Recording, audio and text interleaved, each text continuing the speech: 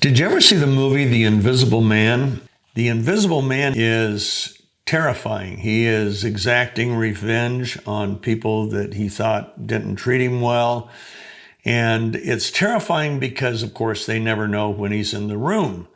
And by the time they figure out he's in the room, they have no defense against him. He's just there. And he can inflict pain, or he can just inflict fear, or he can kill him. But he's invisible. Well, all of us carry around a constant companion that's like that invisible man, and it's called fear of failure. Now, we're going to talk in the next few sessions, we're going to talk about fear of failure, how to overcome it, how to get rid of it, how to basically neutralize it so it cannot affect what we do and how we do it. But fear of failure is with us. It is embedded, and we'll talk about that for a second. It's embedded in our subconscious. Now, I used to kind of ridicule people that would talk about the subconscious, and hypnotism and all this stuff. I don't anymore.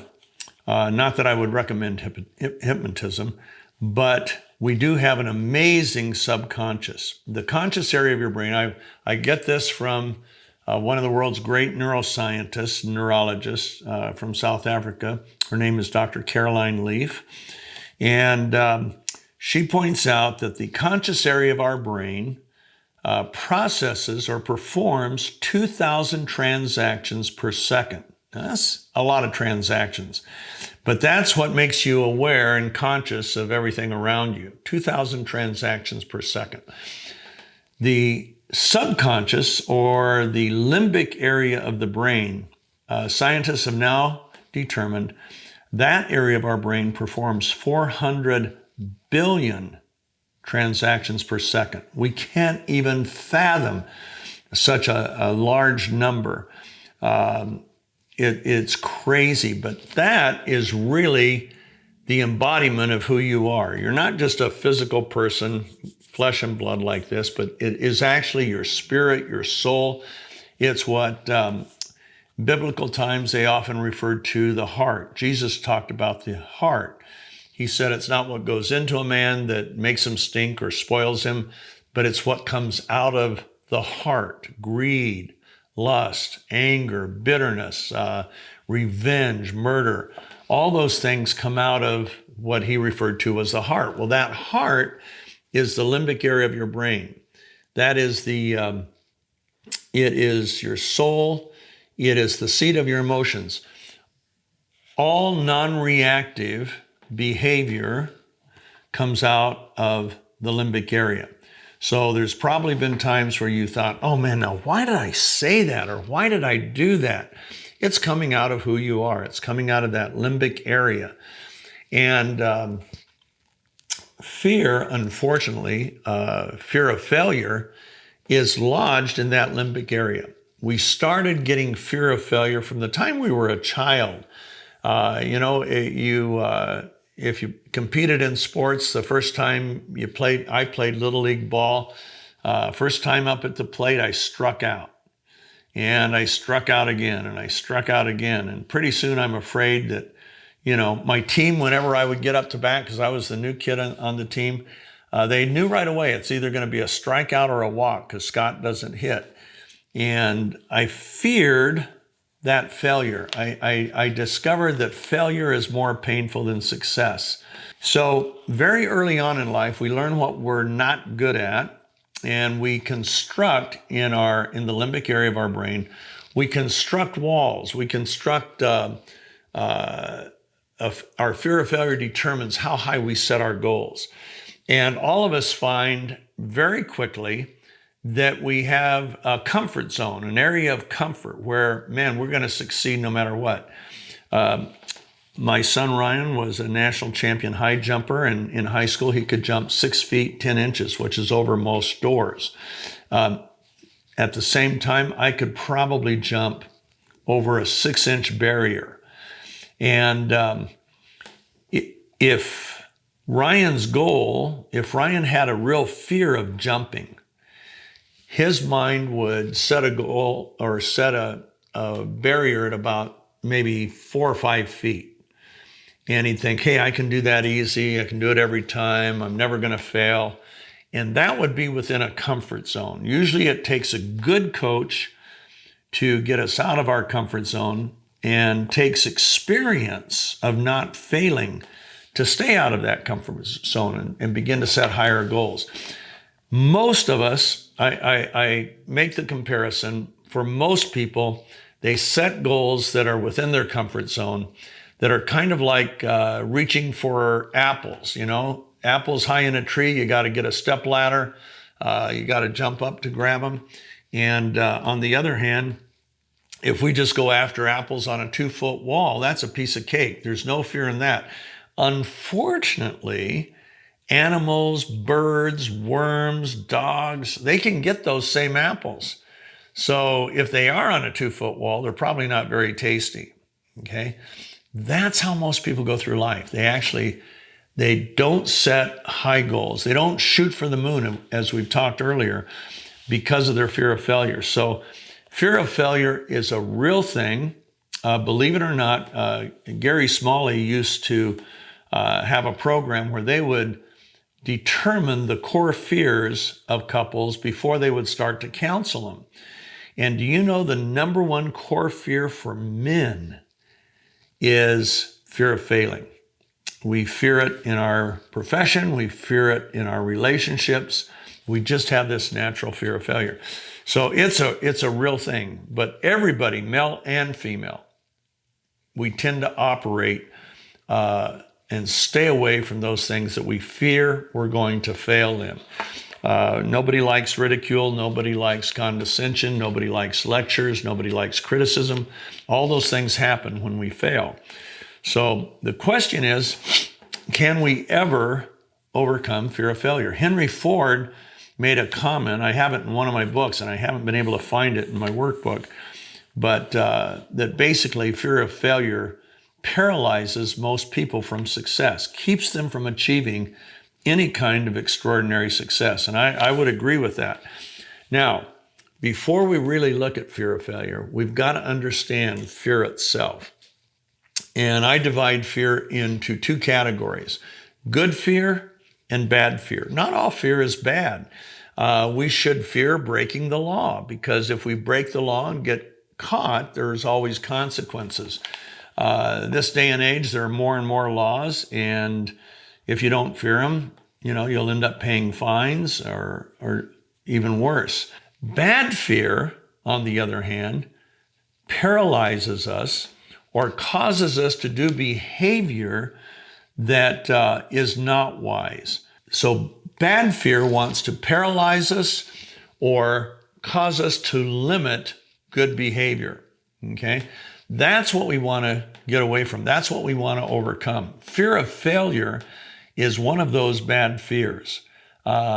It can be a good fear if it makes us check and double check what we're about to do, because that's just being wise and a little bit cautious.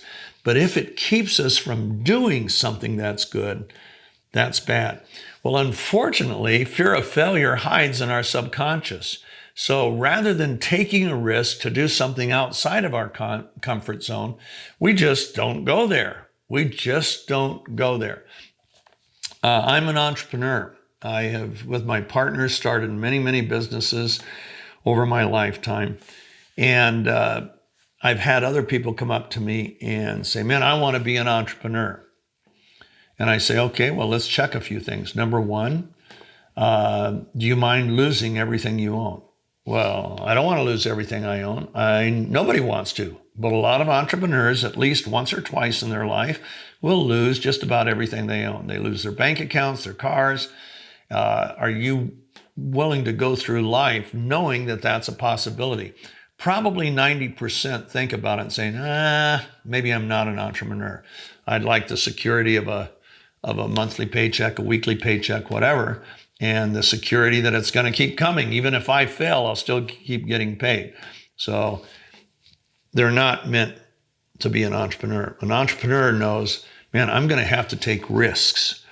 So they have to beat fear of failure early on. We have conscious fears and we have subconscious fears. The subtle fears are what we're going to conclude with right now. How do we even detect those? If they're hidden in our subconscious, how do we even know? This is a pretty simple way. So we'll kind of close with this. In any area, this can be what you want to accomplish in a relationship. It can be what you want to accomplish in your job, in a career, on a project, in a hobby. It can be any of those. And you have these subtle subconscious fears of failure that you want to detect, because you really can't deal with them until you detect them. So how do you do it? Number one, you ask, what do I really want? Not what do I think I'm capable of, but what do I really want in this situation? Do I want, if you're in a relationship that on a 1 to 10 is a 5, and you think maybe I can move that up to a 6. So that's all you shoot for, is moving it from a 5 to a 6. But if I were to ask you, what do you really want? Don't edit. Don't think what you're capable of. Don't think who you're relating to. It's just a simple question. If I could have anything I want in this relationship to move it to a 10, what would that be? What do I really want? Same thing on a job or a career or a project. If I could achieve anything, what would it be? What do I want? Number 2, in detecting those subtle fears, what obstacles stand in my way? Finally, what keeps me, number 3, what keeps me from confronting or attempting to overcome the obstacle? Okay, I'll give you an example. Maybe your spouse isn't interested in a marriage that's a 10. Maybe you would, if you could have any marriage in the world, you'd pick a 10. You'd turn your marriage into a 10. Maybe they only want a 6. So you think, well, one obstacle is my spouse wouldn't want anything, doesn't want to do anything. I mean, they love golf, they love their life, they don't really want to invest. So you've identified an obstacle. What keeps you from confronting that obstacle? What keeps you from telling that spouse, you know what? I think there's some things we could do that could really move our level of satisfaction and fulfillment up if we would both pursue those. Well, you think, if I ever said anything like that, my spouse would say, come on, we've been married X number of years.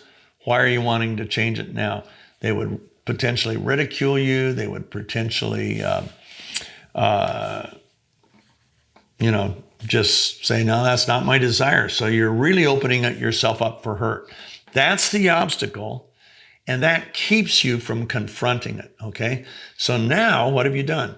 You have a subtle fear of confronting important issues with your spouse, so you don't do it. Same thing if you're on the job and you could do something better than your department's getting it done, but you're afraid to even bring it up because, A, such and such doesn't like you. B, your boss never listens to you anyway.